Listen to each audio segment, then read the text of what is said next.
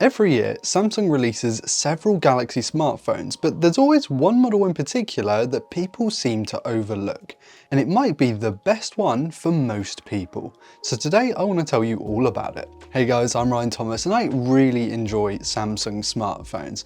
A lot of people do too, and that's why they are some of the best-selling devices year on year, all the time. There's always heaps to talk about with the foldables that people buy, the Ultra, which is the cream of the crop, but usually far outside of people's price range, and even the base model gets love here and there. I still think the standard Galaxy S is very highly underrated, but that's a personal thing. The one that people tend to ignore balances features, quality, price. It has usually fantastic cameras, one of the best displays on the market, very good performance, battery life, and an inoffensive design. And will come with the always brilliant software.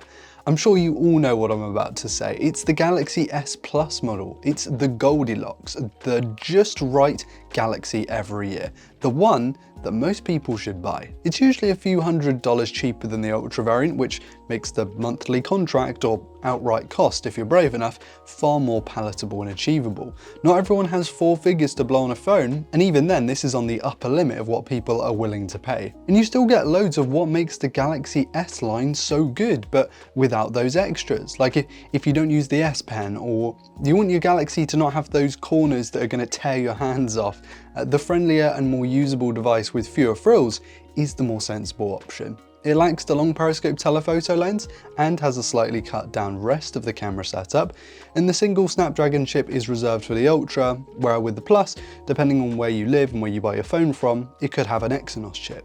But as I said in my long-term review of the Pixel 9, specs are not the be-all end-all, and functionally, the Plus is one of the best mixes, so let me break it down.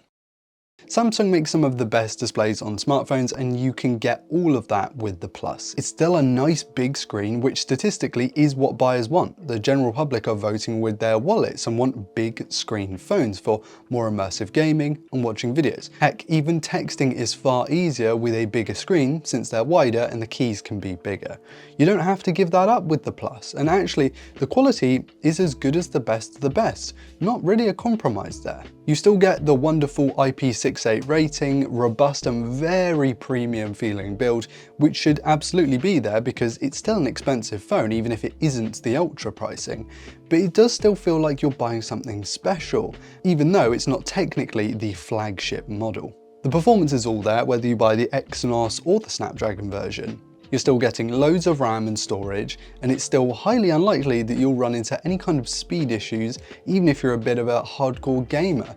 This is still a top shelf phone and can really make good use of that fast and fluid 120Hz display. It doesn't matter if you scroll through socials for 8 hours a day or really get into a mobile game, this phone has that power to keep going because it's the same chip or very similar chip to what you're going to find in the far more expensive Ultra. And speaking of, since this is still a big phone, you reap the benefits of a big battery. Sure, the regular model is pretty good these days and does last a full day for most people, but you get even more of that with the Plus model.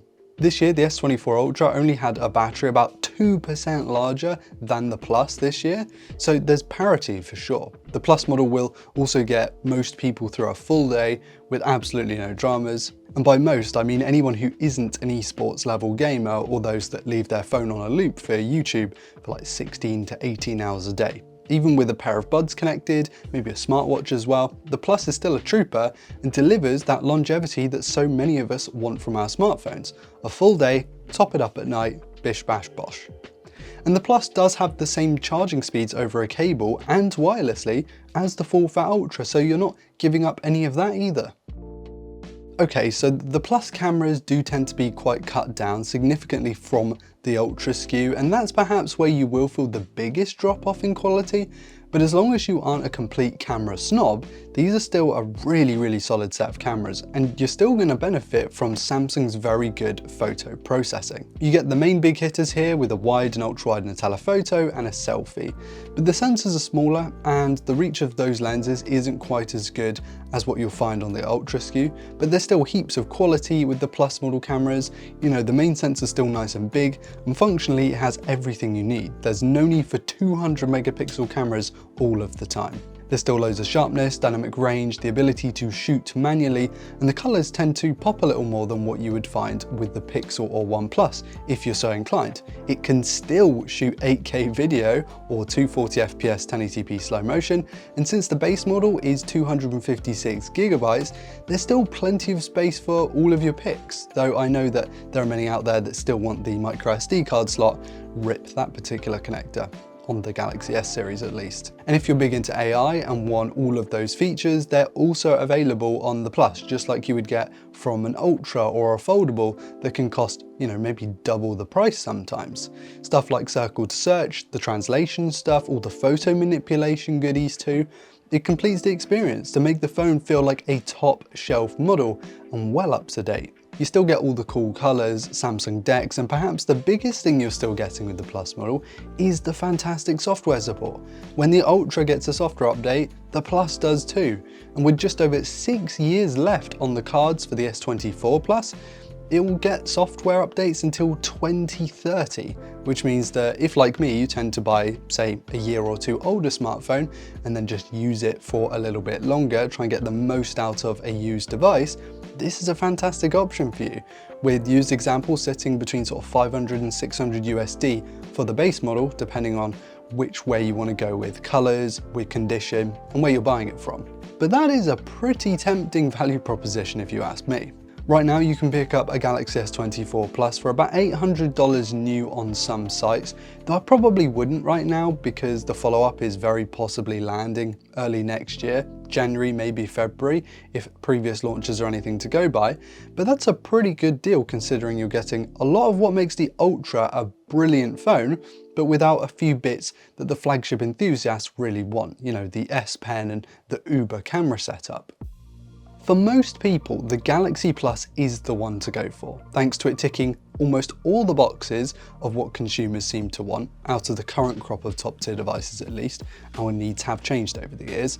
And since you're giving up a few fringe features for a few $100s, that seems like money well saved if you ask me. But the Ultra still definitely has its place, and it's the one I'd personally buy purely for that periscope zoom camera, but I'm a little crazy.